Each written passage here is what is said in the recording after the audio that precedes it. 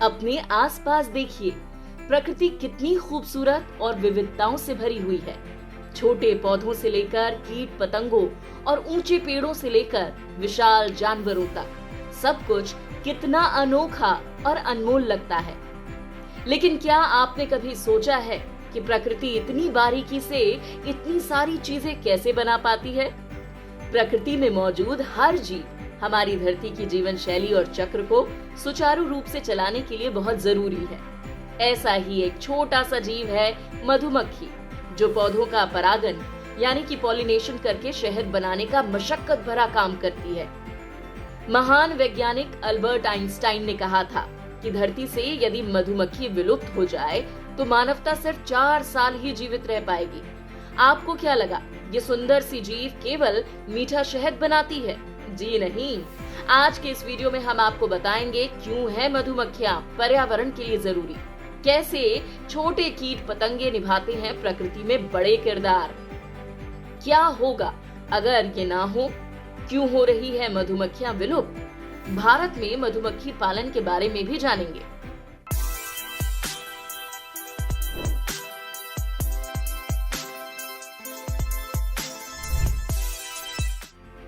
मधुमक्खी हरबिंगर प्रजाति का कीट है जो हमारी खाद्य व्यवस्था बनाए रखने में मदद करती है। उत्पादकता के लिए मधुमक्खियों का होना बहुत जरूरी है। अनाज उगाने के लिए पानी, धूप और खाद के अलावा एक विशेष प्रक्रिया की आवश्यकता होती है जिसे परागण या पॉलिनेशन कहा जाता है, जिसके लिए मधुमक्खियों की जरूरत पड़ती है। जब मधुमक्खी किसी एक फूल पर बैठती है तो उसके पैरों और पंखों में परागकण चिपक जाते हैं और जब ये उड़कर किसी दूसरे पौधे पर बैठती है तब ये परागकण उस पौधे में चले जाते हैं और उसे फर्टिलाइज कर देते हैं। इससे फल और बीजों की उत्पत्ति होती है। इसे ही पॉलिनेशन कहा जाता है।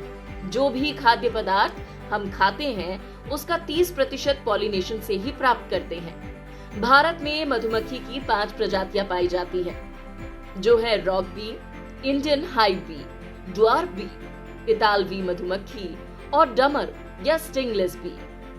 भारत को शहद और दूध की भूमि कहा गया है। यहाँ प्राचीन समय से ही मधुमक्खी और पशुपालन बड़े स्तर पर किया जाता रहा है। वर्ष 2017 से 18 के आंकड़ों के अनुसार भारत ने 65,000 टन शहद उत्पादन किया। आपको बता दें कि हमारा कृषि प्रधान देश शहद उत्पादन में भी विश्व में 6ठे स्थान पर आता है। दक्षिणी भारत में तमिलनाडु के नीलगिरी क्षेत्र में मधु संग्रहण करने वाली विभिन्न जनजातियां हैं। भारत में एक राष्ट्रीय एजेंसी राष्ट्रीय मधुमक्खी बोर्ड भी है, जो भारत में मधुमक्खी पालन को प्रोत्साहित करती है। मधुमक्खी पालन और तकनीकों को बढ़ावा देने के लिए कई शहद और मधुमक्खी संग्रहालयों की शुरुआत भी की गई है। जिस प्रकार केचुए भूमि की उर्वरकता बढ़ाकर किसानों की मदद करते हैं, वैसे ही बहुत से छोटे कीट परागण यानी पॉलिनेशन, डीकंपोज, पोषण चक्रण यानी न्यूट्रिएंट रिसाइकलिंग करके जीवों के लिए खाद्य स्रोत प्रदान करने के साथ बहुत सी प्रक्रियाओं में अहम भूमिका निभाते हैं। 80% जंगली पौधे परागण के लिए कीड़ों पर ही निर्भर हैं, जबकि 60% पक्षी भोजन के लिए कीड़ों पर।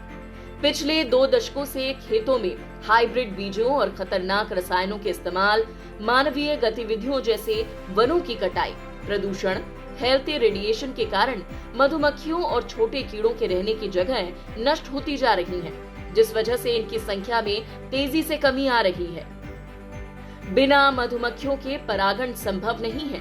हमारे जंगल, बगीचे सब खत्म हो जाएंगे और हमारे खाद्य पदार्थों के उत्पादन में काफी कमी आ जाएगी, जिससे मनुष्य का जीवन संकट में पड़ जाएगा। पिछले 27 वर्षों में कुल उड़ने वाले कीड़ों की प्रजातियों में 75% से ज्यादा की गिरावट आई है। कीटों की आबादी में कमी का इकोसिस्टम के कामकाज पर प्रतिकूल प्रभाव पड़ना तय है। ऐसी ही जानकारी से भरे वीडियोस देखने के लिए हमें फॉलो करते रहिए। Good bye.